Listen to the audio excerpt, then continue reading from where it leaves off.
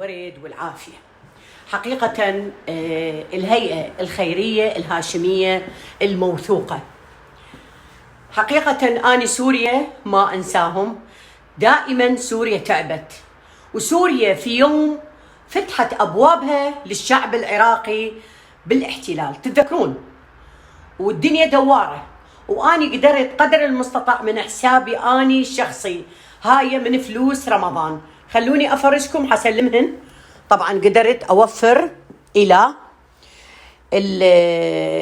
سوريا الجريحة، الزلزال اللي صار، قدرت أوفر هاي المجموعة من البطانيات، هسه جابوا لي إياها، اشتريتها من البلد، أخذت نوعية ثقيلة على مود يقدرون يتدفون مثل ما أني أتدفى، هم نفس الشكل. هاي المجموعة إن شاء الله توصل وحتشوفوها، حوديها بإيدي.